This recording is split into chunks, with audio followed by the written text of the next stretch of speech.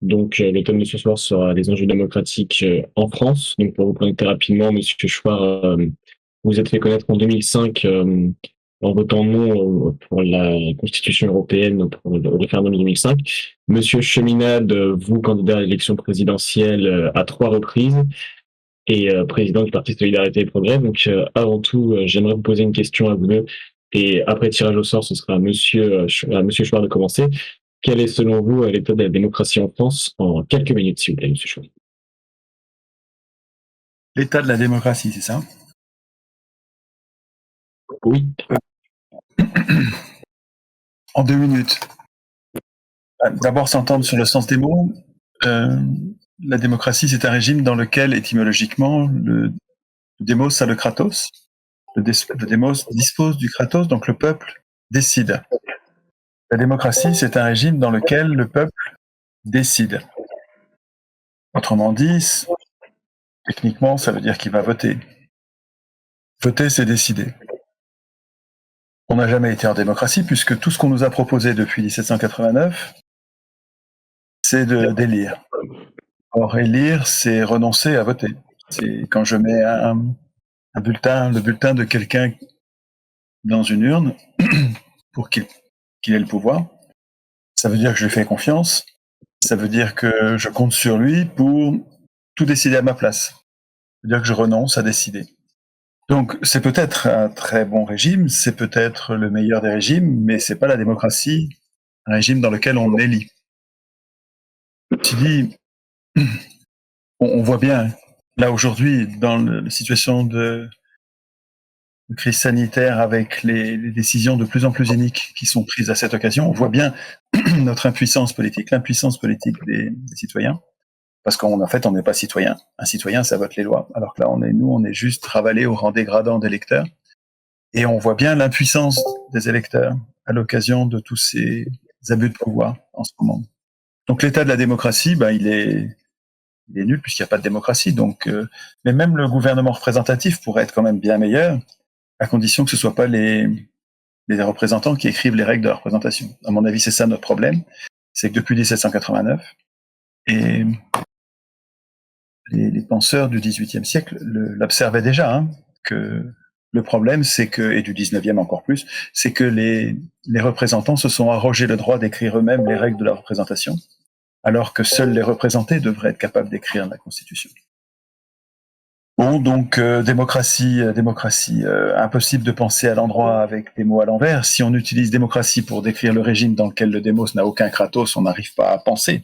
C'est impossible de penser à l'endroit avec des mots à l'envers. Donc il faut savoir d'abord décider du sens des mots. Je pense que Jacques sera d'accord pour dire que la démocratie, c'est un régime dans lequel le peuple décide, mais peut-être pas. Donc ça, ce serait intéressant de voir dans l'échange. Et si nous avons besoin d'une représentation, si nous avons besoin que la démocratie soit représentative parce qu'on est devenu trop nombreux, ce que je peux tout à fait entendre, ce serait intéressant de voir avec Jacques, ça fait longtemps qu'on ne s'est pas parlé. Ça fait peut-être quelques années, on s'est rencontrés il y a quelques jours, mais ça fait longtemps qu'on n'a pas discuté, on a eu de longues discussions ensemble. Ce serait intéressant de voir où il en est sur sa conception d'une représentation démocratique, donc digne de ce nom. Qu'est-ce qu'il pense du RIC, par exemple, et qu'est-ce qu'il pense d'un processus constituant populaire permanent. Et je suis très content de prendre le temps de parler un peu avec Jacques à tête reposée des enjeux démocratiques. Ça va sûrement être très intéressant. Très bien, merci Monsieur Chouard. Du coup, Monsieur Cheminade, nous vous écoutons. Eh bien, parce qu'a dit Étienne, je dirais comme mon prof de maths, la réciproque est vraie. Il faut sortir de ce genre de logique-là. Non, je crois que le diagnostic est simple. Nous n'avons ni démocratie, ni république aujourd'hui, ni l'une, ni l'autre. La Constitution dit bien, c'est l'article 2, son principe est gouvernement du peuple, par le peuple et pour le peuple. Bien évidemment, ce n'est pas le cas.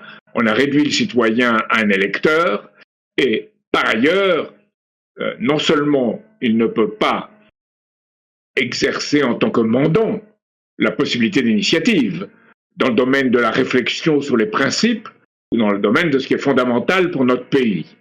Mais de plus, il subit une inégalité dans le domaine économique. Une oligarchie financière domine pratiquement tout. Il subit une égalité croissante dans le domaine de l'éducation. Et nous vivons dans une oligarchie des portes tournantes où des gens qui n'ont pas été élus exercent à travers des institutions publiques une sorte de passage entre le public et le privé, et évidemment servent chaque jour davantage le privé. À l'École nationale d'administration, au départ, on voulait former des fonctionnaires qui servaient l'État, et donc le peuple. Puis, ces fonctionnaires ont commencé par servir eux-mêmes, en servant un peu, et de moins en moins l'État. Et finalement, ils ont servi les puissances financières, parce qu'ils n'étaient sous aucun contrôle et qu'ils pouvaient exercer ce que j'appelle ces fonctions d'une oligarchie des portes tournantes, privé, public, public, privé. Et quand la gauche essayait encore, c'est-à-dire en 81, elle a fait un certain nombre de choses, en particulier les nationalisations. Ce n'était pas vraiment des nationalisations, c'était des étatisations. Pourquoi?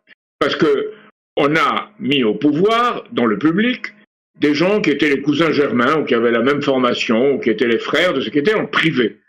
Donc, on a créé un système dans lequel la loi du privé, c'est-à-dire le profit financier et le profit immédiat, a contaminé le secteur public. Et de plus, dans ce secteur public, pas de participation, c'est-à-dire pas de participation à la gestion. Alors des gens de droite viennent de dire aujourd'hui, comme Xavier Bertrand, Gérald Darmanin, qu'il faut la participation. Mais ils appellent ça l'actionnariat populaire. C'est se moquer du monde. En réalité, une vraie participation, c'est une participation à l'élaboration de la loi, c'est une participation qui est aussi une participation dans tous les domaines économiques, politiques et qui définissent les intérêts fondamentaux de la nation. Et ce qui est trahi aujourd'hui, c'est ces intérêts fondamentaux de la nation qui figurent pourtant dans le code pénal.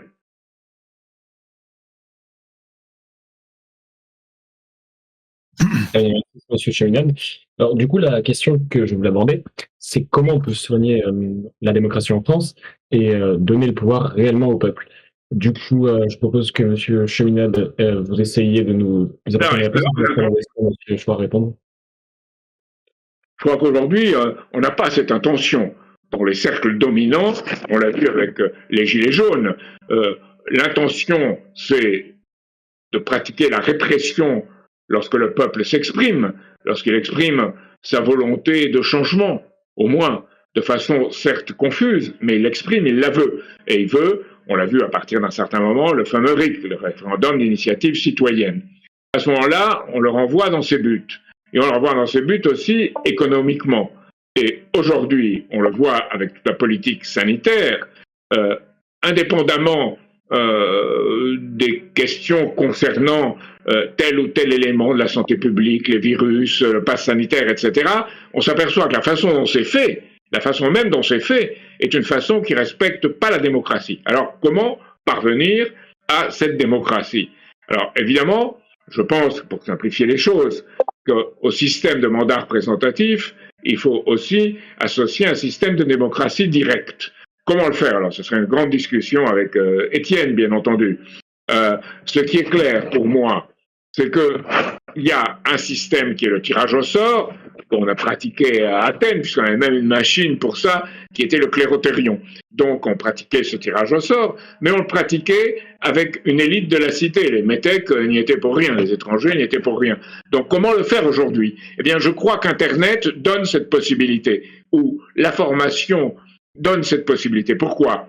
Parce qu'on peut atteindre l'ensemble des citoyens de façon relativement plus simple, et on peut créer des mécanismes à la fois pour le contrôle des élus, et on peut organiser un travail des mandants qui établiront les principes fondamentaux qu'ils veulent appliquer en toute démocratie, et les mandataires, eux, l'appliqueront et seront un exécutif qu'éventuellement, grâce aux moyens modernes, on pourra contrôler. Et de plus, dans le vote lui-même, on peut changer la forme de voter.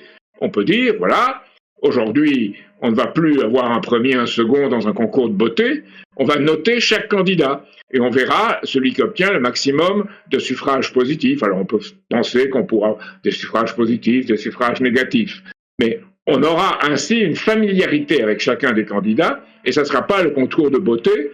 Et dans le concours de beauté, comme disait cet hypocrite de Keynes, il disait bien qu'allait gagner toujours la belle-fille dans ces concours de beauté que lui analysait, que tout le monde pensait devoir être la plus belle, mais pas selon l'intention de chacun ou le goût de chacun. Donc il y a une sorte d'affaissement par le bas de tout le système. Et c'est tout ce système qu'il faut corriger. Alors si on corrige évidemment tout ce système dans sa manière de fonctionner, c'est pas une manière de fonctionner, c'est une manière de le penser, c'est une manière de penser la démocratie et la République. Il faut qu'associer à ce système de tirage au sort dans des institutions de réflexion, je pense, tout un savoir, toute une connaissance. Et c'est la politique, évidemment, aujourd'hui, qui est un désastre dans la maternelle, un peu moins, dans le primaire, le secondaire et le supérieur, qui est notre problème. S'il n'y a pas cette politique de formation et d'éducation, évidemment, on peut tromper les gens, on peut les enfumer.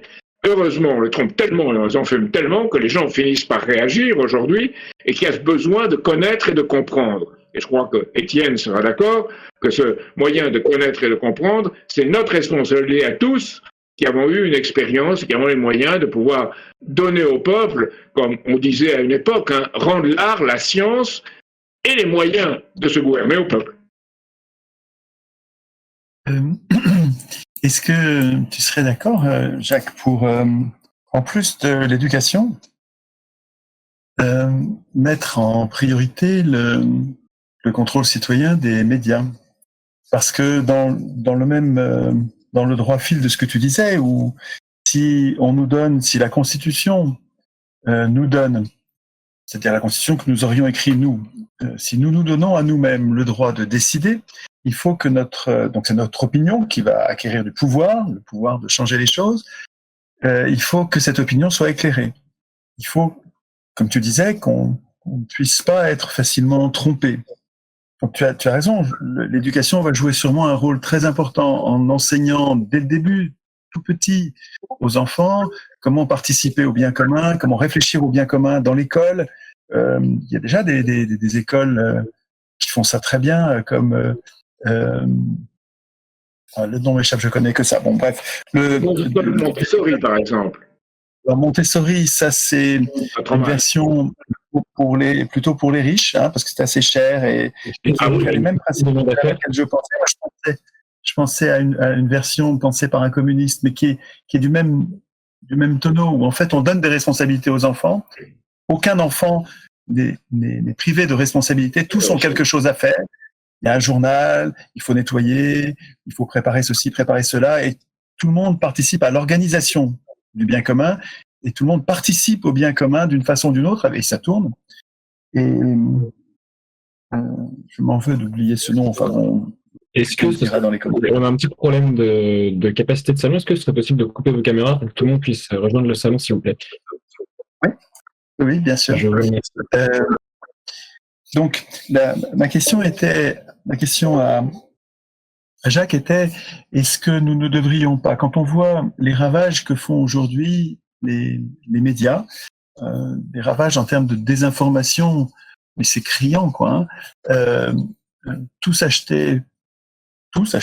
les journaux papier ont été achetés par 9 milliardaires en France, et c'est comme ça dans tous les pays du monde. Est-ce qu'il n'y a pas quelque chose d'absolument prioritaire pour un éclairage correct de l'opinion à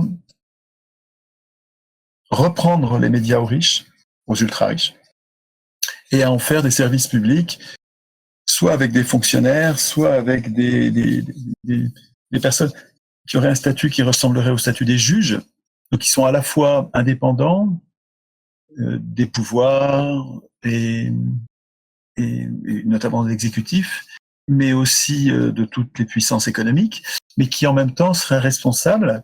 C'est-à-dire qu'il y aurait une chambre de contrôle, ce qui pourrait être une chambre de contrôle tirée au sort des citoyens qui pourraient mettre en œuvre la responsabilité des journalistes.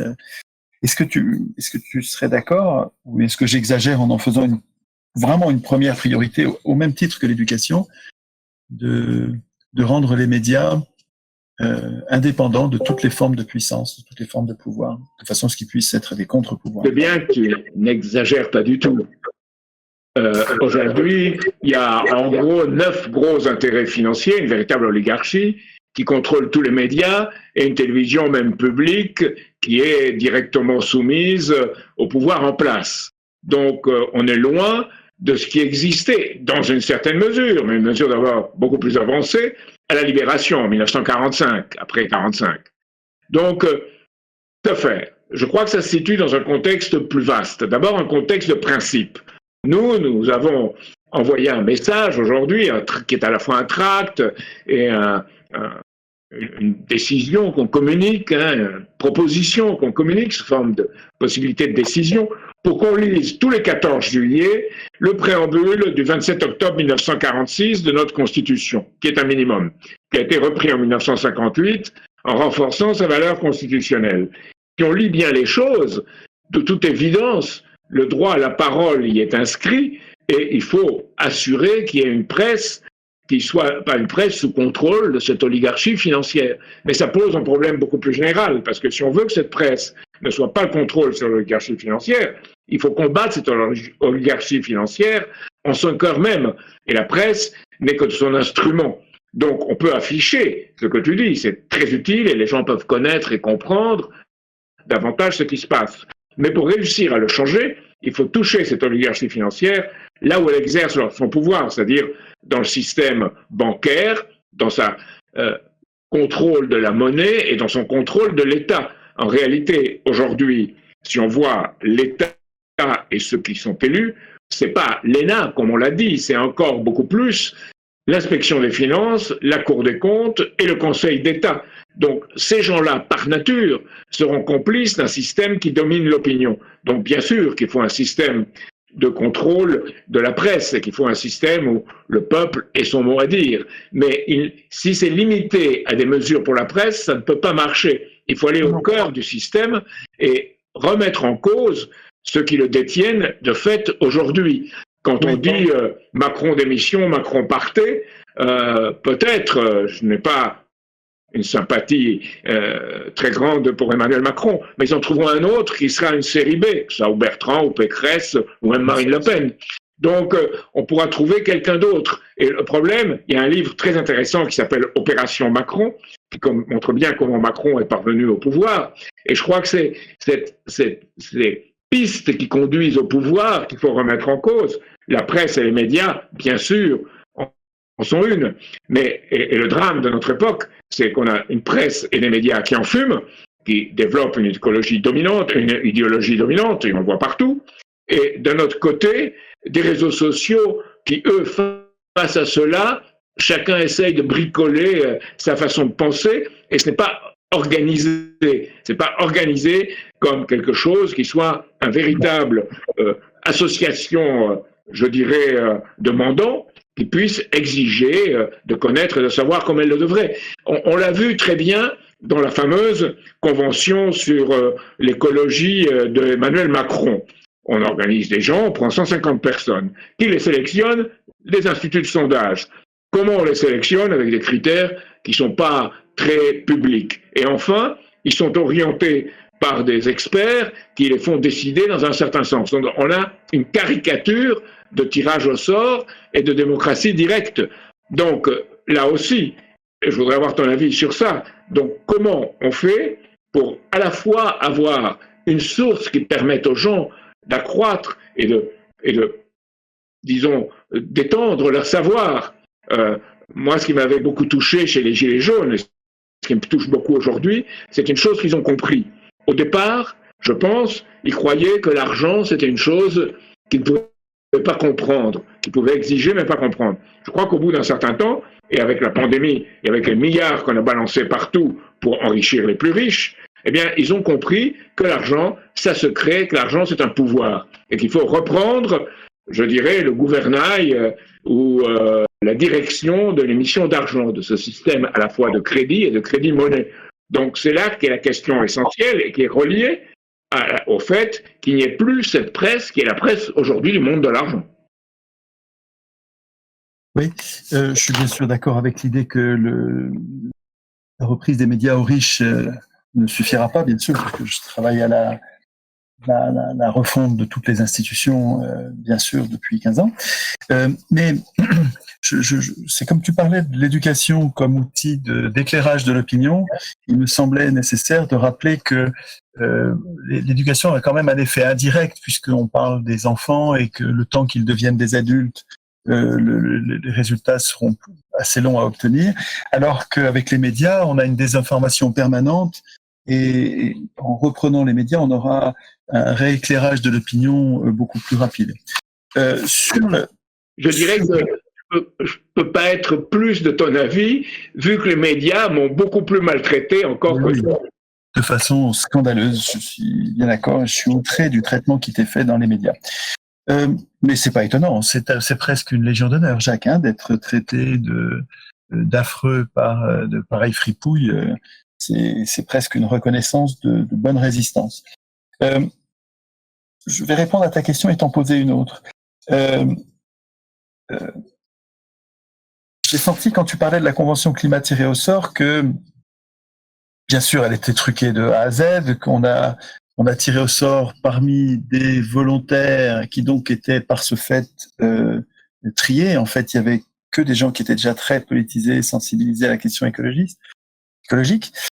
C'est vrai qu'ils étaient comme cornaqués par des experts. Je voudrais quand même t'inviter, je ne sais pas si tu l'as vu, il y a eu sur Arte un excellent documentaire dont j'ai oublié le nom, mais dont les gens qui nous écoutent retrouveront sûrement le titre et le mettront en commentaire. Sur Arte, il n'y en a pas eu 36. Un documentaire qui montre l'évolution des gens, leurs discussions, la façon dont au début ils ont peur de se tromper, et où en fait ils sentent qu'ils progressent à toute vitesse en réfléchissant. Et ils se transforment par la confiance qu'on leur fait. Et je trouve que malgré les défauts, si tu veux, de ce genre d'artifice qu'utilise l'exécutif pour nous faire croire qu'il aspire à la démocratie, alors qu'en fait, les faits ont prouvé qu'il fait que semblant. C'est-à-dire qu'en fait, aucune des décisions qui ont été conseillées par la Convention climat n'ont été suivies des faits. Mais au-delà de ça, on a retrouvé, malgré ces défauts de construction, malgré ces vices de construction, on a retrouvé dans cette assemblée tirée au sort de simples citoyens cette magie vraiment qu'on retrouve dans toutes les assemblées tirées au sort, à qui on fait confiance, qui est une transformation des gens vers le bien commun. Je crois que tu connais le livre de Jacques Testard qui s'appelle L'humanitude au pouvoir. Il a inventé le mot à l'époque où il y avait tout un scandale ridicule sur Ségolène Royal qui avait parlé de la bravitude, je crois, une couillonnette comme ça.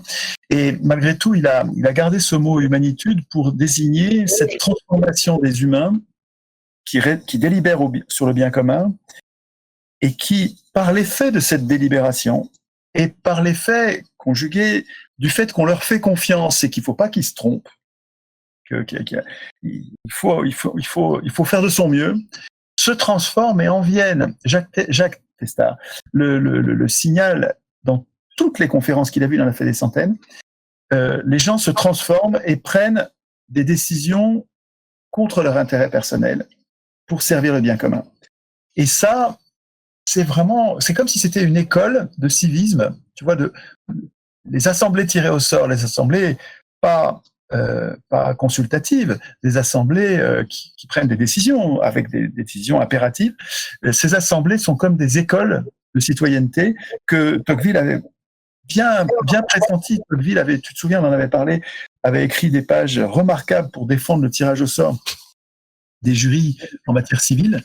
C'est que c'était comme une école pour les adultes qui conduisait au bien commun. Et j'aurais une question.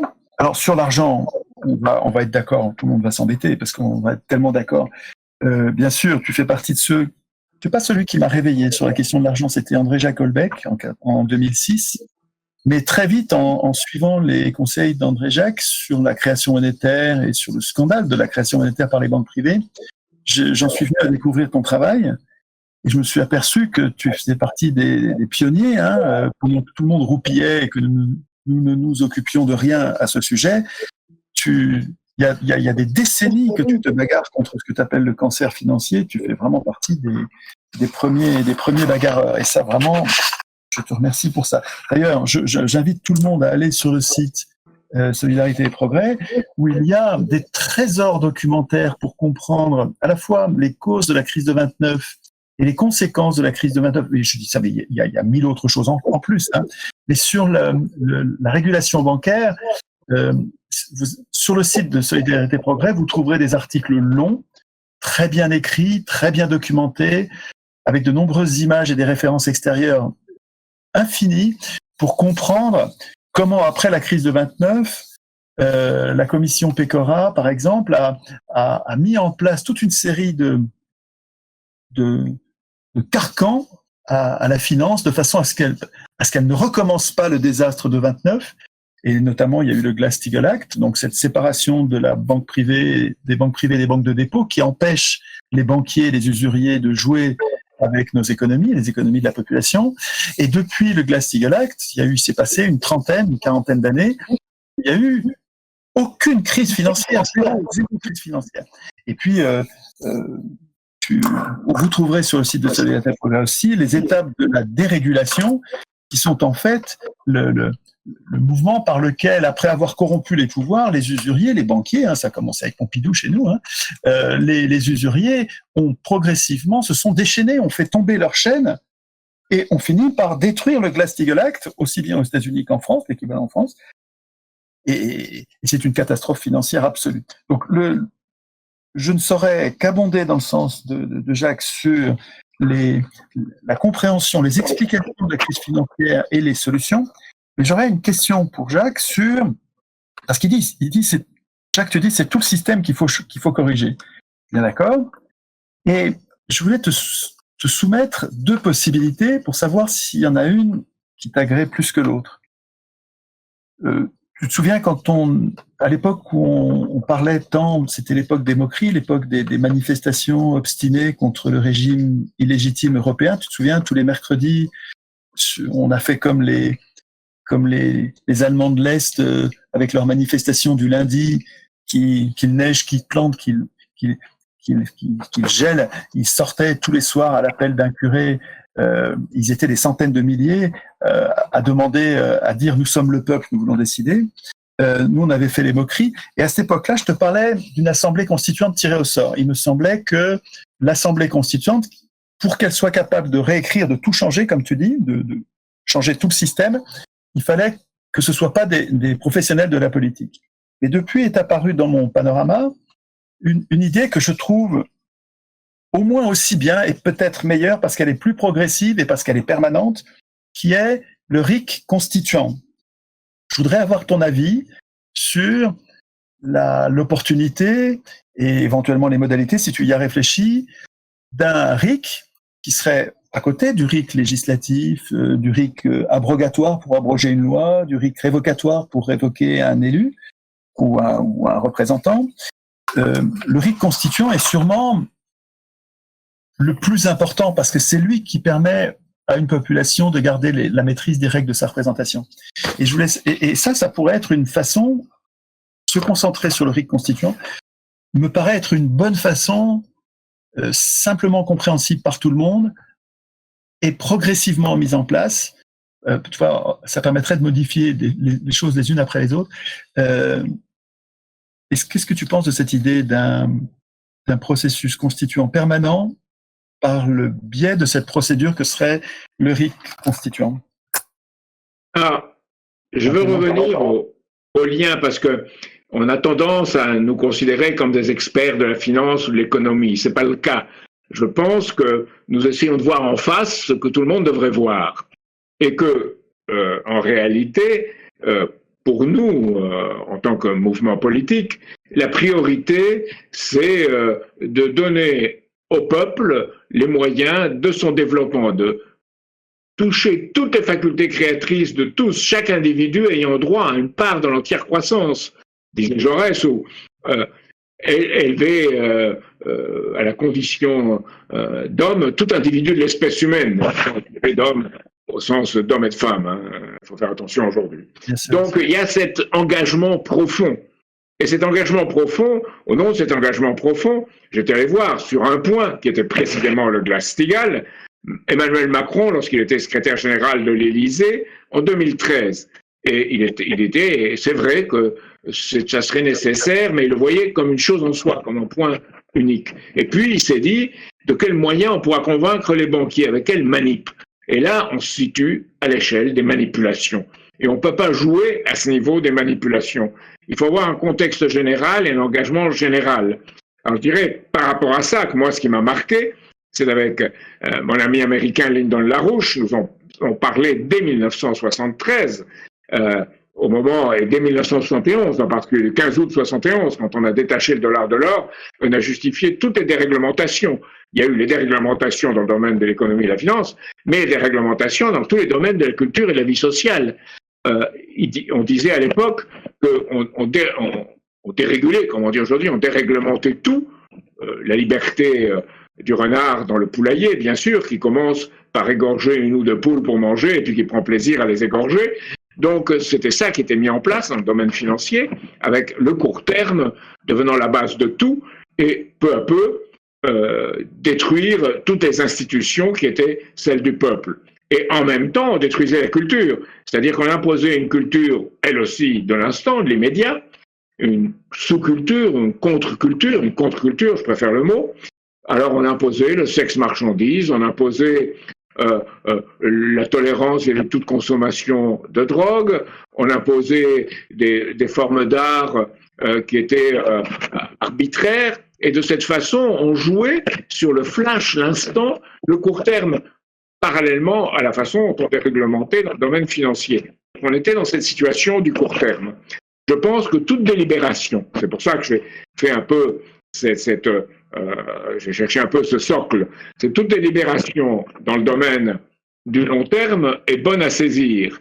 Je pense qu'elle doit être en accord avec une éducation et qu'on ne peut pas rejeter les fondements de notre Constitution comme cela. C'est-à-dire que le préambule, qui est très utile, parce que le lire montre que tout ce qu'il dit est violé aujourd'hui. Et tous les hommes politiques en font un sujet de référence, mais comme ça.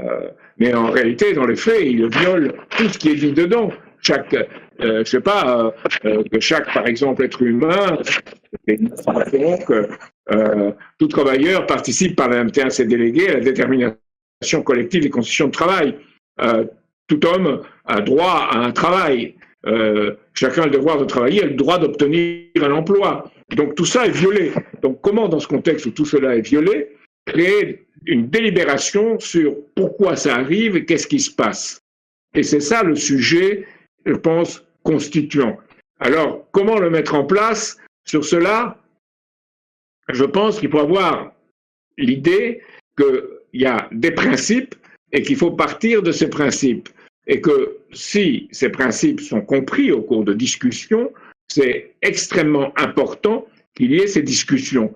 Et ces discussions, disons, dans tous les domaines. Le référendum d'initiative citoyenne, ce n'est pas réservé à un domaine spécifique. C'est une discussion sur les principes et sur l'avenir dans laquelle sont engagés les représentants du peuple. Alors, évidemment, il y a ceux qui en discutent sur le plan de démocratie directe.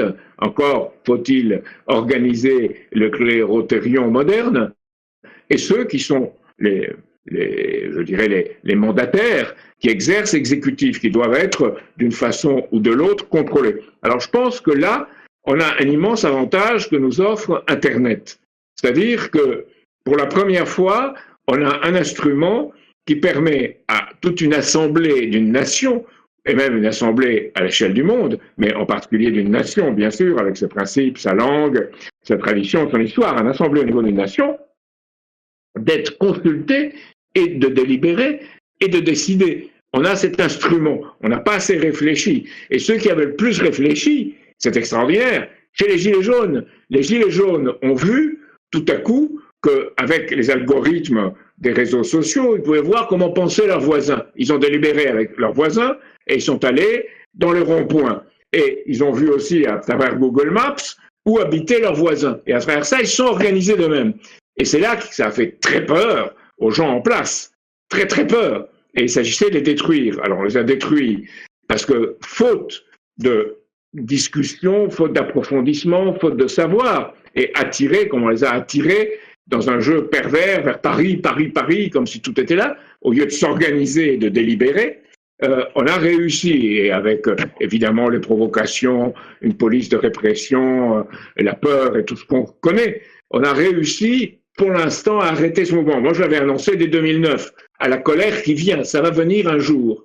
C'est venu, et ça n'a pas du tout disparu. Et dans les conditions actuelles, créées par une politique sanitaire qui en réalité applique des principes politiques de contrôle des choses, quel que soit tel ou tel élément qui peut être discuté, mais le principe général est celui-là, on a cette possibilité qui vient, en effet, dans tous les secteurs, d'avoir cette discussion sur ce qui est fondamental pour une nation.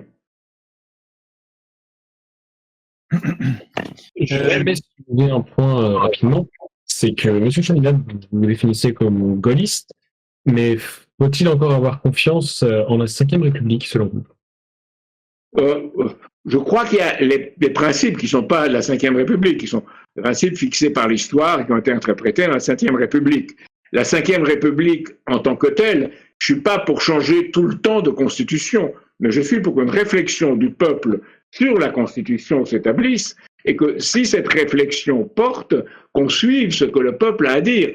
Le drame de la Convention sur l'écologie de Macron, c'est ce que Étienne a dit, c'est-à-dire que c'est les instituts de sondage qui ont choisi, on l'a orienté avec des experts eux-mêmes orientés les délibérations, mais surtout, ce qu'ils ont réussi à décider sur un certain nombre de points a été jeté à la corbeille, a été complètement pas respecté. Et je crois que ces gens qui ont vu que leurs idées, ce qu'ils concevaient, n'étaient pas respectées, se disent, certains ont été opportunistes, sont allés dans différents partis politiques, hein.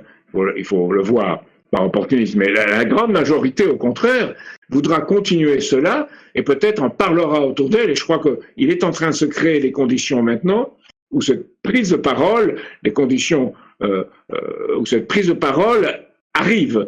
Et je pense que ce que Rosa Luxembourg, pour la mentionner, parce que c'est elle qui avait le mieux compris en son temps cela, on est dans un moment de ferment, de grève de masse. Alors qu'est-ce que ça veut dire?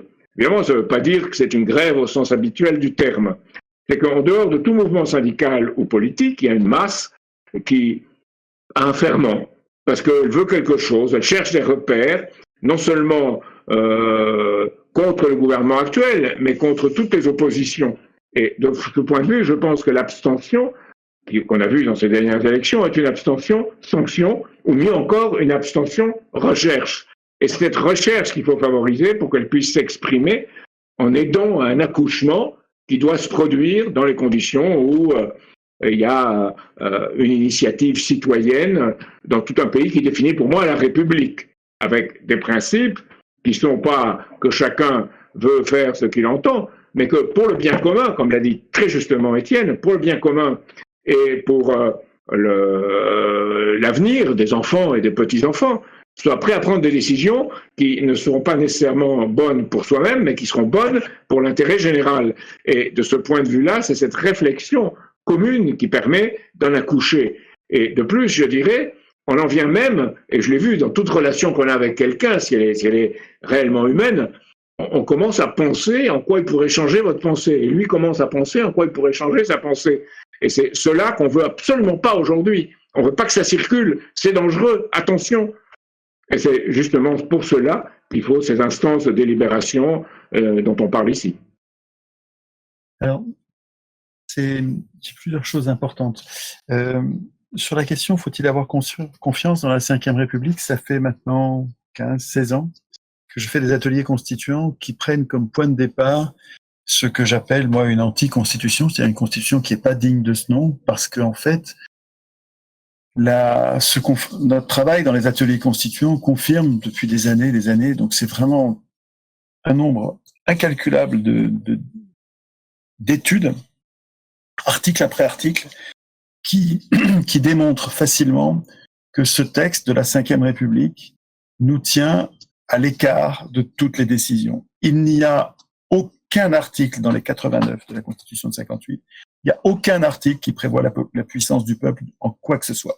Au contraire, chacun de ces articles, et c'est étonnant, hein, je ne pensais pas au début. Au début, je me disais, on va tirer au sort les articles sur lesquels on va travailler, et de temps en temps, on va trouver un bon. En fait, tous nous tiennent à l'écart. Tous. Si vous cherchez où vous êtes dans la Constitution, vous allez vous apercevoir que vous n'êtes nulle part. Et donc, est-ce qu'il faut avoir confiance dans la Ve? Je pense pas, parce que ce texte a été écrit par des représentants qui ont institué leur puissance de représentants et l'impuissance populaire. Ceci dit, je suis complètement d'accord avec Jacques sur la puissance, la beauté, l'importance du préambule de 46 et de la Déclaration des droits de l'homme, qui est magnifique aussi, hein, et auquel le préambule renvoie. Je trouve qu'il y a encore mieux. Comment? Je trouve qu'il y a encore mieux. Il y en a une de 1795, excuse-moi Étienne, mais ce texte me plaît tellement que je voudrais le lire. C'est la Constitution donc, de 1795 qui dit, du 5 fructideur en 2, du 22 août 95, qui dit tous les devoirs de l'homme et du citoyen dérivent de ces deux principes, gravés par la nature dans tous les cœurs. C'est dans les cœurs. Ne faites pas autrui ce que vous ne voudriez pas qu'on vous fît, c'est la Déclaration des droits de l'homme, mais il ajoute faites constamment aux autres le bien que vous voudriez en recevoir, et même plus, tout le bien que vous pouvez leur offrir. Tout à fait. Et la Constitution de 93 et la Déclaration des droits de l'homme de 93 était vraiment une merveille. Elle était bien mieux que la Déclaration de 1789. En tout cas, autant je suis d'accord avec toi sur l'idée que nos anciens avaient su écrire des déclarations de principe merveilleuses, vraiment enthousiasmantes, orientées dans le sens de la justice, de la paix et de la prospérité. Autant, force est de constater, on ne peut pas faire autrement que de voir comme le nez au milieu de la figure qu'au moment d'écrire toutes les modalités de mise en pratique de ces grands principes, les représentants les représentants élus qui ont écrit la Constitution, alors en fait la Constitution de 46, mais la Constitution de 58, elle n'a même pas été écrite par des élus, elle a été écrite par Debré, c'est-à-dire un homme de De Gaulle, et qui a écrit une Constitution pour son maître. Donc, les constituants, en fait, ont soigneusement oublié de mettre en pratique tous ces beaux principes de souveraineté populaire, et finalement, puisque rien n'est fait pour que les grands principes s'appliquent, eh bien, ils sont foulés aux pieds tous les jours, comme tu le soulignais. Donc, la Ve République, pour moi, c'est un texte inique, c'est une prison politique, c'est un premier mur d'enceinte dans lequel nous sommes enfermés, dans lequel nous sommes rendus incapables, des incapables majeurs, avec des tuteurs cruels qui font de nous ce qu'ils veulent. Et autour de ce mur d'enceinte, de cette prison, c'est vraiment une prison politique, la 5e, et je l'ai étudiée article par article, hein, pour le dire, et je mets au défi quiconque de me montrer le contraire, évidemment. Et autour de ce premier mur d'enceinte a été construit un deuxième mur d'enceinte qui est celui de l'Union européenne, qui est pire encore. Donc nous sommes en fait doublement dans une prison. Il faudrait en sortir. Et je pense pas qu'on puisse le faire autrement qu'en devenant nous-mêmes constituants. C'est-à-dire que si on attend que des représentants nous émancipent, on attendra longtemps. Je commençais à dire tout à l'heure, et tu vas voir que c'est très intéressant. Quand j'ai parlé tout à l'heure de la Convention climat en te disant qu'il s'était passé quelque chose à l'intérieur qui était tout à fait étonnant et intéressant. Et je t'ai parlé de ce reportage sur Arte, qui décrit, qui enquête sur ce qui se passe dans la tête des gens et sur la façon dont ça s'est passé. Et je suis allé, c'est une amie qui m'a invité, qui m'a incité à regarder ce documentaire et qui a insisté, elle a bien fait d'insister parce que je pense que tout seul, j'aurais pas regardé jusqu'au bout. Parce que je connais très bien le sujet et que j'étais sûr de savoir déjà ce que j'allais y trouver. Et puis, pas du tout, Jacques. Je te conseille de regarder ce documentaire parce qu'à la fin, on s'aperçoit d'un truc très intéressant. Donc, ce sont des gens normaux. Je veux dire, ce sont pas des professionnels de la politique. Ce sont des gens comme toi et moi, des gens qui alors peut-être pas comme toi, parce que toi tu es candidat, mais tu comprends ce que je veux dire. Ce sont des gens qui n'aspirent pas au pouvoir et qui sont réunis autour du bien commun. Et dans la procédure de la Convention climat, on leur demande à la fin de décider si leurs propositions doivent être soumises à référendum ou présentées au président pour qu'il les applique lui-même, sans référendum. On se serait dit, moi, avant de voir ce film, avant de comprendre ce qui s'était passé, j'aurais dit, évidemment, le commun des mortels, il va, à la fin, après avoir délibéré, il va demander à ce qu'on propose ces idées au référendum. Figure-toi qu'ils ne l'ont pas fait. Ces gens qui étaient un peu nos représentants dans cette convention climat, après avoir travaillé pendant des mois et des mois, figure-toi qu'ils ont eu peur du peuple. Ils le disent comme ça. Ils ont dit, c'est en travaillant que nous sommes devenus savants. Et c'est vrai que c'est comme ça que marchent les assemblées tirées au sort. Les gens ne sont pas compétents au départ et ils le deviennent en travaillant. C'est pareil à l'Assemblée nationale. Les gens sont pas merveilleux parce qu'ils ont été élus. Ils deviennent bons parce qu'ils travaillent. Et après avoir travaillé beaucoup, les représentants, même des simples citoyens, ont peur du peuple, ont peur d'un vote qui soit négatif parce que on suppose que le peuple va mal décider, même quand on est un simple citoyen. Et ça me conduit à souligner que les institutions elles-mêmes ne doivent pas laisser les représentants trancher finalement, ne doivent pas même choisir la procédure qui permettra de décider. Si on veut être souverain, une souveraineté populaire, il faut que par la force des choses, comme disait Montesquieu, c'est-à-dire par les institutions, il faut que ce soit les citoyens qui décident. Il me semble. Je ne sais pas ce que tu penses de cette expérience et de la conclusion que j'en tire. Peut-être que je me trompe dans ma conclusion. Peut-être que le peuple qui n'aurait pas été éclairé comme a été éclairée cette assemblée à l'occasion de ces délibérations, peut-être que le peuple, effectivement, comme il le redoutait, se tromperait. Mais rends-toi compte, ça veut dire que si on laisse faire les représentants, même des bisous, tu vois, ça faisait quelques mois qu'ils travaillaient. C'était pas des années, tu vois, c'était pas des vieux briscards de la politique qui exercent le pouvoir depuis longtemps. Après quelques mois, déjà, les représentants ne voulaient plus que le peuple décide. C'est très éclairant, ça, je trouve. Alors, je dirais plusieurs choses sur ça. Dans une situation, quand on doit prendre des décisions, on ne peut pas jeter le bébé avec l'eau du bain. Et évidemment, il y a une évolution nécessaire par rapport à une constitution comme la Ve République. Ceci dit, il y a des articles de référence qui mettent en cause ce qui a été fait depuis. Cette constitution elle-même a été dévoyée à l'intérieur de la France, à l'intérieur de ce pays, et dévoyée parce qu'elle est soumise à l'autorité de l'Union européenne, de l'euro et de l'OTAN. Donc, moi, ce que je vois, c'est l'article 3, par exemple, la souveraineté nationale appartient au peuple qui l'exerce par ses représentants. Alors là, tu me diras, c'est la prison. Et par le droit du référendum, on peut ajouter le référendum d'initiative citoyenne. Voilà.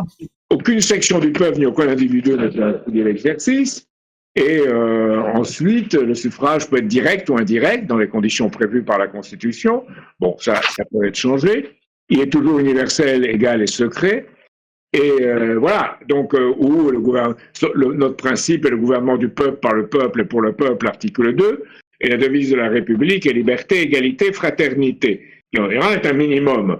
Mais ce minimum est ce qui permet à l'intérieur même de ce que tu appelles une prison, de sortir de la prison, de se donner des éléments qui sont en contradiction avec ce qui, par ailleurs, est le texte même de la Constitution et son dévoiement ultérieur. Ça, c'est une première chose. La deuxième chose, c'est que je pense que la Convention sur le climat était aussi une prison. Pourquoi ? Parce qu'on met les gens dans une conception de l'écologie qui est nécessairement justifiée. Or, dans la conception actuelle, qui est la conception verte, ce qui passe, et ce n'est pas tout à fait ce que les gens ont découvert à travers leur délibération, mais c'est bien là où on voulait les placer. Ce qu'on a comme conception, c'est que le climat, il y a un réchauffement climatique très dangereux. Les mêmes disaient que c'est un refroidissement dans les années 1960-1970. Donc on utilise cette chose, et comme on utilise la question du pass sanitaire, pour exercer sur le peuple un pouvoir et l'empêcher de se déterminer. Et de ce point de vue-là, on l'englobe et on l'entoure, comme on l'a fait dans la Convention sur le climat ou sur l'écologie. Et de plus, on l'insulte parce que ce qu'il n'a plus décidé n'est pas adopté. Donc c'est une sorte de bizutage, on peut dire sans exagérer, comme on peut le voir dans des institutions, disons, très fortement répressives, des camps de rééducation ou même davantage. C'est un peu cela qui a été l'enjeu. Alors, de ce point de vue-là, moi je conteste tout à fait ce qui est en train de se passer dans l'ordre économique et dans l'ordre financier, qui est cette hyperinflation qui est engendrée pour créer de la monnaie pour les plus riches et ceux qui détiennent le pouvoir, et pour arroser un peu les autres pour qu'ils ne se révoltent pas, sauf évidemment dans les pays du Sud où là on les laisse crever. Donc on est dans cette situation-là. Et j'ajouterais que dans cette situation, ce système qui vise à empêcher le peuple d'exprimer ce que vraiment en lui-même il doit rechercher à donner une forme qui soit celle qui relève le défi de son propre pouvoir. On essaye de l'empêcher. Et dans ce contexte-là, ce qui se passe, c'est que tout ce qui est du domaine des mœurs, tout ce qui est du domaine social, tout ce qui arrive même à l'école, ou les choses qui arrivent à l'école, moi j'ai des références d'enseignement qui sont terribles, font qu'il y a 2 écoles en France. Il y en a même 3. Il y a l'école privée, où on réussit et on va aux grandes écoles. C'est d'ailleurs très significatif que les prépas des grandes écoles n'aient pas été fermés pendant la Covid. Ils étaient épargnés. Ensuite, il y a les écoles ou les institutions scolaires et le lycée, les collèges des beaux quartiers. Et puis ensuite, il y a les autres. Et on a une insulte absolue qui relève l'insulte qui est faite au peuple.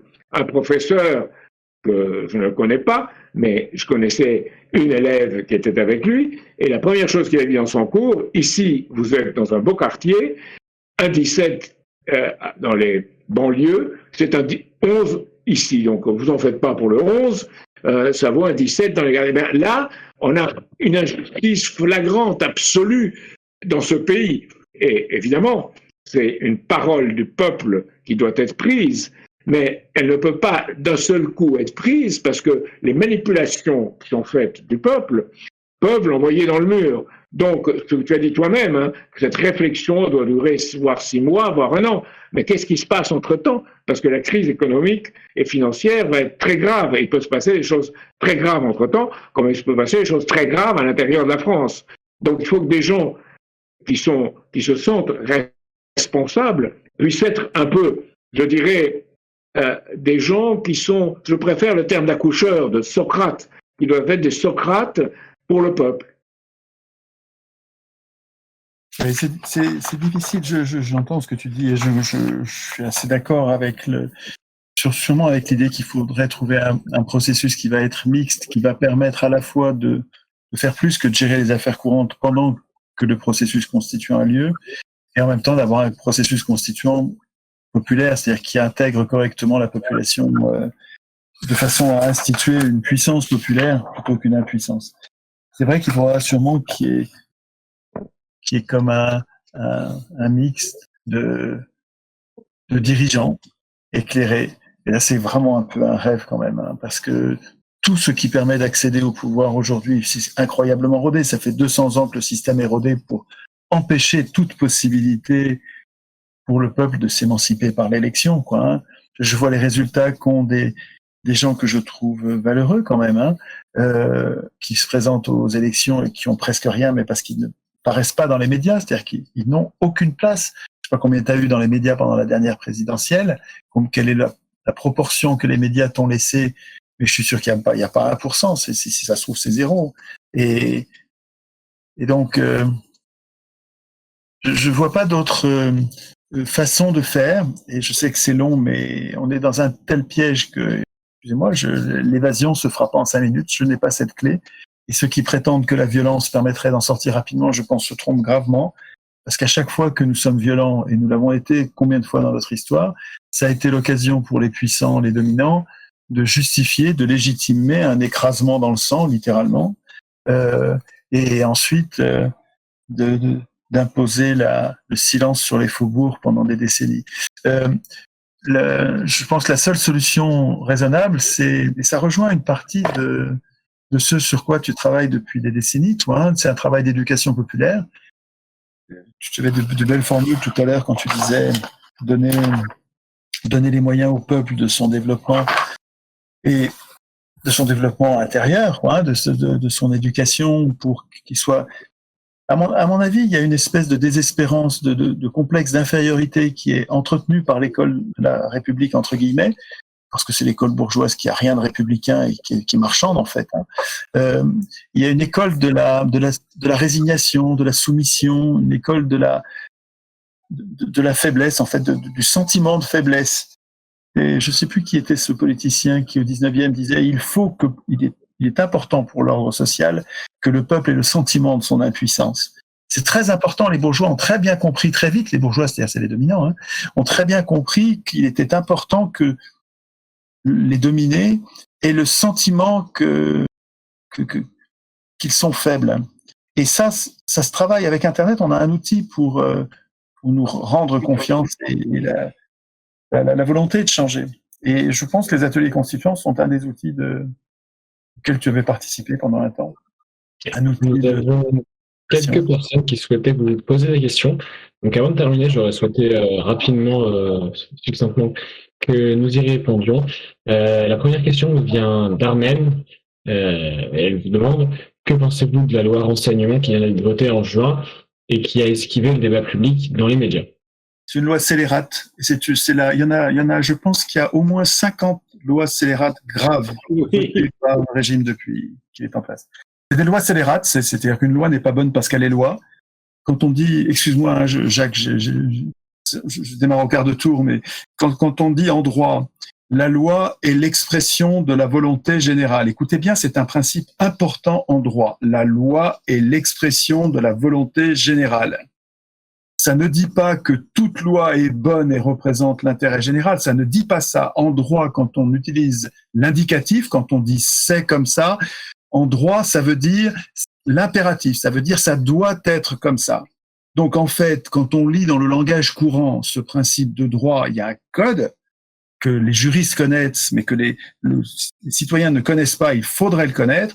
Quand on dit la loi est l'expression de la volonté générale en droit, il faut entendre, il faut comprendre, parce que c'est ça que ça veut dire, la loi doit être l'expression de la volonté générale, c'est-à-dire que la loi doit suivre notre volonté et pas s'imposer à nous si on n'est pas d'accord. Il faut comprendre ça, c'est vraiment lire la loi et l'expression de la volonté générale, lire ça au sens courant, au lieu de le lire au sens juridique, c'est en fait une escroquerie parlementaire qui leur permet de nous faire croire qu'il n'y a pas de loi scélérate, que toute loi, parce qu'elle est loi, est bonne, et parce qu'elle est la loi, elle donne l'impression qu'elle donne l'idée de la volonté générale. C'est une arnaque. Il peut y avoir des lois qui sont contre l'intérêt général, et dans ce cas-là, elles sont scélérates. Comme disait Rousseau d'ailleurs, une loi qui n'a pas été votée par le peuple est nulle, ça n'est pas une loi. Donc là, il y a l'exemple que tu donnes en est un, mais il y en a 36 autres. Hein. Ils ont détruit le droit du travail, ils ont détruit les retraites, ils ont désindexé les retraites. C'est effrayant, les lois scélérates. Très bien. Donc, un mot sur cette loi, M. Cheminade. Il y a un très bon livre de Colomba, Colomba, sur le choix du chômage. Le choix du chômage a été volontaire, imposé. C'est comme, c'est comme les bourgeois imposaient à leurs femmes l'obéissance et la puissance, et ils imposaient à leurs ouvriers et imposaient au peuple. C'est la même chose. Il y a tout un lien dans tout ça. Mais j'ajouterai une chose, c'est que la véritable, de ce point de vue, on est imprégné par une forme de droit romain dévoyé en France, partout, qui confond la loi et la légitimité. Et il y a des moments où les lois deviennent injustes parce qu'elles sont appliquées par un pouvoir injuste avec une intention injuste. Et le poète Schiller, le poète allemand, disait il y a des limites à la tyrannie. Il y a des moments où on s'adresse aux droits que l'on a, les droits qui sont les droits essentiels de l'homme, qui sont inscrits dans les étoiles, on les fait redescendre sur Terre en quelque sorte, et c'est une métaphore poétique, hein. Et on les impose. C'est Guillaume Tell dans la pièce La Révolte de Guillaume Tell contre les Habsbourg. Donc c'est cela. Et dans l'enseignement, ça veut dire, il y a un très beau livre de Jacques Rancière sur le maître ignorant qui montre comment un maître Magnifique. engendre la confiance de ses élèves parce qu'il leur fait découvrir par eux-mêmes ce qu'ils doivent trouver, ce qu'ils doivent apprendre. Et aussi, même dans l'Adolphe de Benjamin Constant, allez, je cite un libéral, mais il dit quelque chose de très intéressant. Il dit qu'à l'âge de 4 ou 5 ans, évidemment, il a eu la chance d'avoir un précepteur privé, un enseignement privé. Il lui a dit, inventons ensemble une langue. Et ils ont inventé une langue, ils ont développé cette langue, ils l'ont inventée, et à 6 ans et demi, ils savaient le grec. Donc, parce que c'était sa chose. Et il faut redonner au peuple cette confiance qu'il doit avoir, parce que tout être humain a droit à cette confiance dans ses capacités créatrices. Et il n'y a pas seulement les bourgeois, il y a une certaine dégénérescence de la conception de l'écologie, ce que j'appelle moi le règne de la finance verte, qui rejette sur l'humanité l'idée qu'elle peut être des pollueurs, des prédateurs, alors que ce sont eux qui sont les pollueurs et les prédateurs et qui ont créé cette destruction. Donc on rejette sur le peuple et on rejette sur l'humanité ce dont elle n'est pas coupable. Et c'est des intérêts qui entérinent ce pouvoir sous forme de loi qui exercent, je dirais, la dictature, la tyrannie. C'est dans ce sens qu'on peut parler d'une dictature financière, mais c'est beaucoup plus. C'est une dictature idéologique et c'est une dictature sociale.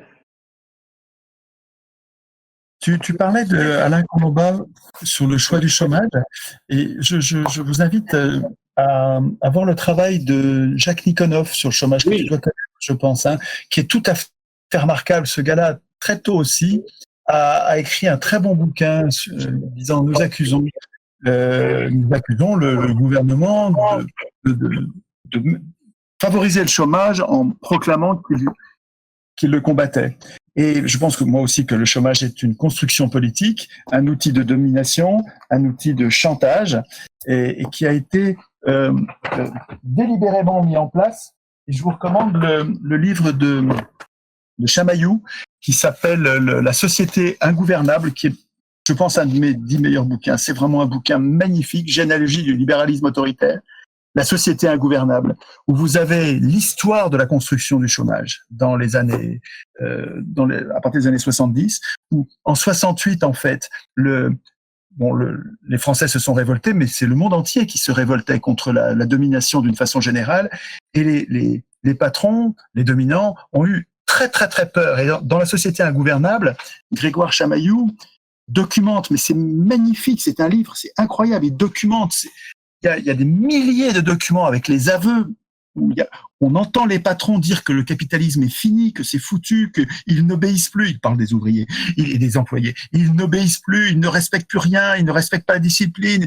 Ils quittent le boulot quand on leur demande quelque chose parce qu'ils savent qu'ils peuvent en retrouver. Et Chamaillou montre comment le patronat s'est ressaisi et a mis en place tous les outils qui ont permis la bascule néolibérale et qui est autoritaire, qui est ultra autoritaire et qui se base sur le chômage. Et la construction du chômage est une construction politique, volontaire, avec une hypocrisie noire des gouvernants à ce sujet. Et le travail de Nikonov est remarquable, précoce, très utile. Et en plus, il est devenu un fervent soutien, un intellectuel passionnant sur le processus constituant. Vous devriez aller voir, son site s'appelle, je te recommande ça Jacques, ne rate pas ça, c'est remarquable. Le site de Jacques Nikonov s'appelle La dynamique constituante. Et c'est une mine à idées, je suis heureux comme tout que ce type qui a un cerveau que j'aime beaucoup lire s'empare de l'idée constituante, un processus populaire. C'est une très très bonne nouvelle. Je vous recommande il écrit beaucoup en ce moment, c'est passionnant ce qu'il écrit là-dessus. J'ajouterai une chose par rapport à l'époque où nous vivons, c'est que d'un côté, les gens qui exercent le pouvoir, en réalité, cette oligarchie financière et mondialiste, elle exerce son pouvoir sous la forme du contrôle de la monnaie. Et non seulement elle crée le sens que toute loi doit nécessairement être juste, mais elle crée le sens que la monnaie doit être quelque chose qui doit être respecté. C'est les deux aspects. Donc la monnaie, en réalité, c'est quelque chose qui dépend de l'intention de celui qui l'utilise. La monnaie, ça se crée, ça s'utilise, ça s'oriente. Mais il y a autre chose. C'est en même temps que ce contrôle de la monnaie, il y a le contrôle de tout le domaine des idées et créer la confusion dans ce domaine des idées. Donc on est dans cette confusion Et ce qui fait que la population, le peuple, les gens, on peut utiliser tous les termes qu'on voudra, tout ce qui est l'élément créateur potentiel d'une société, tout ça dans un état de désorientation et d'atonie, à part une certaine minorité que j'ai vue chez les Gilets jaunes. Et cette minorité doit être celle qui met entièrement ses ressources au service de ceux qui forment le futur, la capacité future de notre société comme un sens qui forme la société. Parce que ce qui est en train d'être désintégré, c'est la société elle-même, en fonction de la somme d'intérêts particuliers destructeurs. Et c'est pour ça que toute délibération est importante et qu'elle doit être accompagnée d'éducation, de principes, et qu'elle est nécessaire. Et je crois que notre époque, d'un autre côté, ne dites pas que je suis pessimiste, au contraire, je suis optimiste, parce que je pense que notre époque, avec les moyens dont elle dispose, et en particulier Internet, peut créer, si elle saisit cette occasion, et si on saisit cette occasion, qu'on comprend réellement ce qui est nécessaire, peut créer les moyens de se donner un avenir qui sera quelque part une chose qui n'a jamais été vue encore dans l'histoire de l'humanité, avec tous les moyens dont on dispose. Et c'est de ce point de vue-là, je crois, que nous devons chaque jour penser à ce que nous ne faisons pas et à ce que nous devrions faire avec l'occasion qui nous est donnée. J'aime beaucoup dans la façon de penser de Jacques Cheminade et de son petit parti très tonique. J'aime beaucoup le recul qu'il prend souvent sur la culture, l'histoire. Et en fait, quand on lit son site, quand on lit ses documents, on sent un peu comme quand on lit Le Monde diplomatique, on sent qu'on n'est pas pris pour des idiots, quoi. C'est vraiment des documents longs et bien charpentés. C'est vraiment, je vous recommande d'aller voir ça. Vous verrez que ce site mérite d'être connu. Jacques, est-ce que tu connais le livre de Stephanie Kelton qui est sorti l'an passé, qui s'appelle Le mythe du déficit, qui décrit la théorie moderne? Je connais, mais je peux pas dire, comme je l'ai pas lu, je peux pas dire que je connaisse. Je te le recommande chaudement, parce que il est sous-titré La théorie moderne de la monnaie et la naissance de l'économie du peuple. Et c'est tout sur quoi on réfléchit depuis 15 ans, en fait, hein, mais elle a une façon de le dire, une façon de l'écrire qui est très stimulante, très bien faite. C'est très entraînant comme style et comme, je dirais, elle emporte la conviction. Et donc, c'est un livre qui peut-être arrivera, ça va être une pierre de plus, hein, dans l'idée du chartalisme, c'est-à-dire d'une monnaie, une souveraineté monétaire pour le peuple et par le peuple. C'est un livre remarquable, Le mythe du déficit de Stephanie Kelton. Je te le recommande et ça pourrait faire l'objet d'une discussion après. Je veux dire une chose, elle est quand même dans le domaine économique en tant que tel, elle n'est pas dans le domaine de l'action de l'homme vis-à-vis de la nature, et ce qui doit être créateur dans l'action de l'homme. Oui, mais ça irait avec, c'est-à-dire que en fait, quelqu'un comme toi qui pense à qu'est-ce qu'on peut faire pour donner, pour aider l'homme à se réaliser, la théorie moderne de la monnaie est magnifique, c'est vraiment l'outil économique par excellence, quoi. Mais elle est dévoyée aujourd'hui aux États-Unis, la théorie moderne de la monnaie, la TMM, elle est dévoyée aux États-Unis parce qu'elle est utilisée comme prétexte pour nourrir une hyperinflation qui elle-même est destructrice. Et c'est très intéressant si on voit ce qui s'est passé, hélas, dans l'Allemagne nazie. Dans un premier temps, il y a eu une politique d'austérité et une politique d'hyperinflation qui continuait. Puis Schacht, qui n'était pas nazi d'ailleurs, qui représentait les intérêts financiers internationaux, a décidé qu'est-ce qu'on peut faire. Et il a décidé de fabriquer une monnaie spécifique qui ne serait pas dans l'hyperinflation, mais qui serait directement associée à la construction d'une machine de guerre pour piller les autres, le Lebensraum. Et aujourd'hui, on est dans un monde qui, sous une forme, je dirais anglo-américaine en particulier, est un monde de chercher un espace vital en pillant les autres pour permettre de rester au pouvoir là où on se trouve. Et je pense que cette conception est celle du système de la mondialisation financière. C'est pour ça que je ne pense pas que le Brexit, sortir de l'Union européenne, de l'euro et de l'OTAN, soit quelque chose en soi. Il faut absolument le faire, c'est nécessaire. Mais c'est parce que il faut le faire, parce que ça nous permettra de faire une politique positive pour tous. Aujourd'hui, c'est la prison, comme tu l'as dit très justement, hein. J'aurais Jacques, aimé... Ouais, allez-y, monsieur Chouard, et puis après je prends la parole. juste une seconde, c'est juste une phrase. Ouais, allez-y. J'aimerais bien, Jacques, qu'on se donne la possibilité de refaire une émission comme celle-là, tous les deux, et précisément sur la monnaie. Parce qu'il doit y avoir des malentendus ou des erreurs de ma part ou de part et d'autre, et je suis sûr qu'on pourrait beaucoup progresser en se concentrant sur ce sujet, parce qu'on a tellement de choses à évoquer que on peut pas toutes les évoquer comme on le fait ce soir en 1 heure là.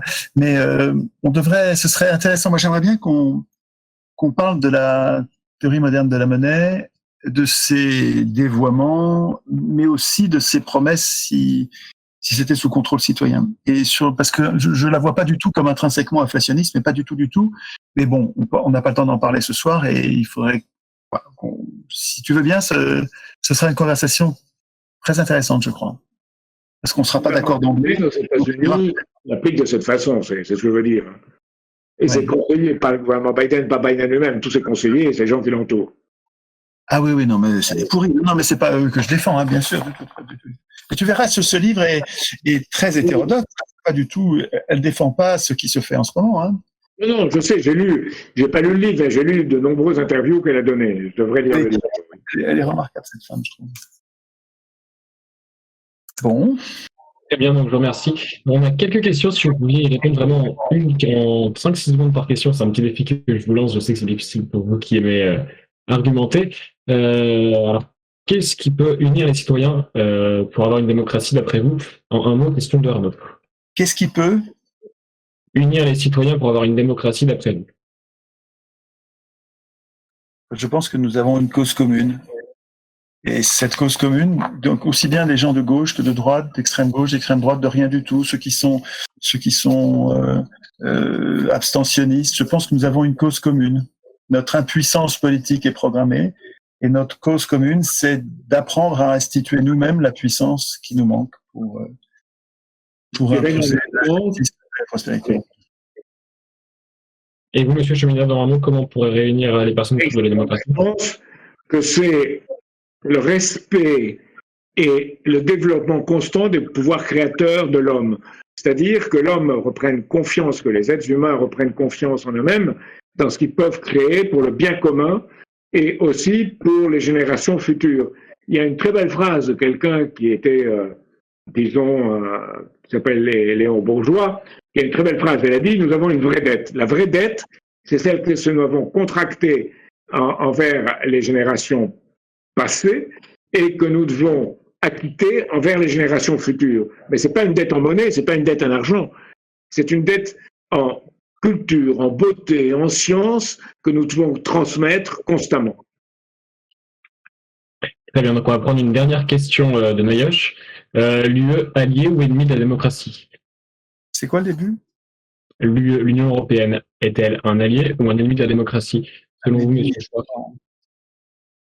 Un ennemi absolu. C'est les institutions européennes. Là encore, c'est beaucoup de travail, article après article, mais tout dans l'Union européenne, absolument tout est prévu pour nous tenir totalement à l'écart. Mais même les élus, tous les élus n'ont pas de pouvoir, et ceux qui ont du pouvoir ne sont pas élus.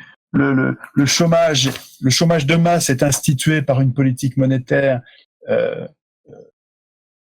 maladivement anti-inflationniste, et donc qui nous condamne au chômage de masse, mais c'est volontaire évidemment. L'interdiction faite aux États de limiter les mouvements de capitaux, la liberté d'établissement, tout ça qui condamne là aussi au chômage en nous exposant à la concurrence déloyale.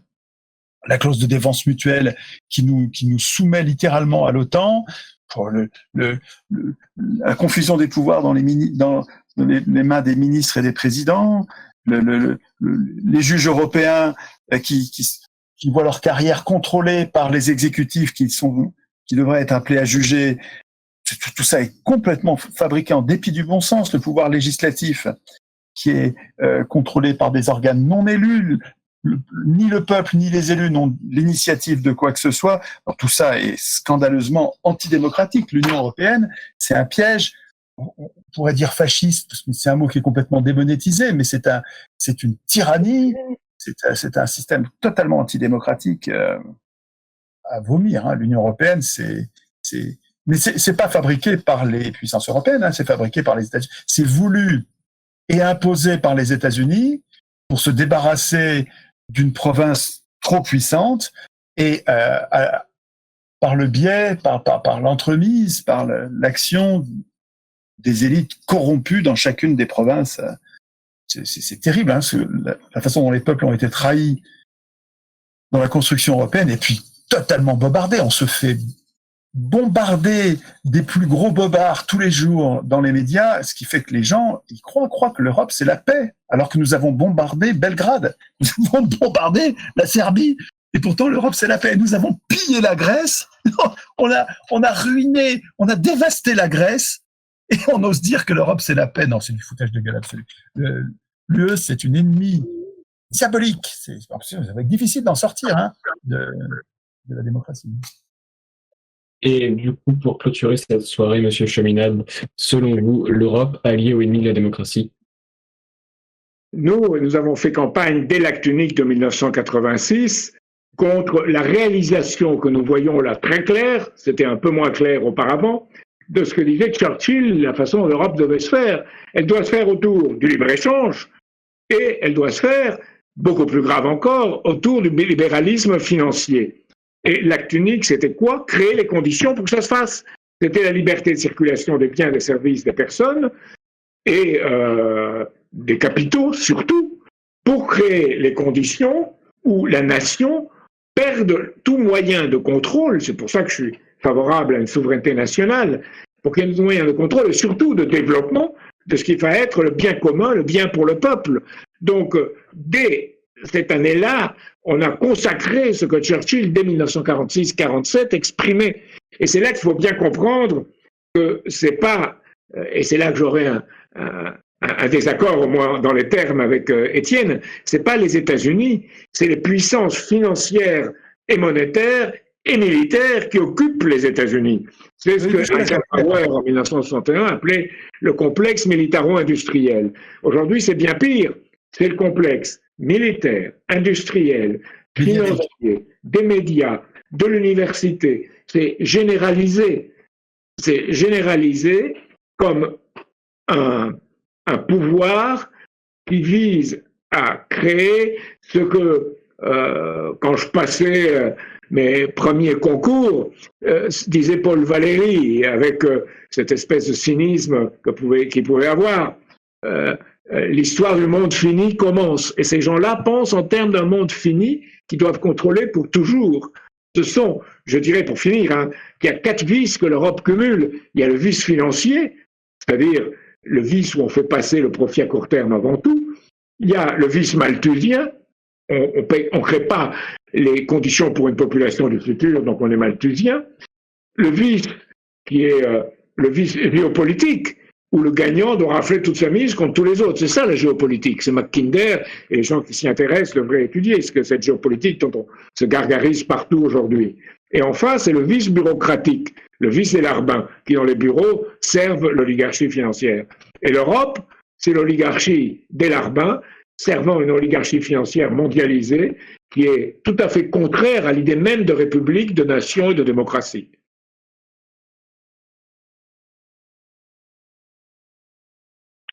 Eh bien, je vous remercie M.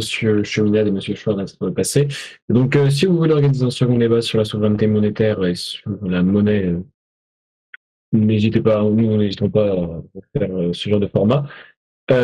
Si certaines personnes ici ont des suggestions à me faire, n'hésitez pas à m'envoyer un message en privé. Et puis, en tout cas, ça fut fort agréable de voir deux personnes qui s'écoutaient, se respectaient mutuellement. On n'a pas l'habitude quand on regarde les plateaux de télé et ça fait fort plaisir et j'espère que tout le monde a eu cette impression. Merci à tous et bonne soirée. Merci à tous deux. Merci et à tous. Merci à Jacques, à bientôt.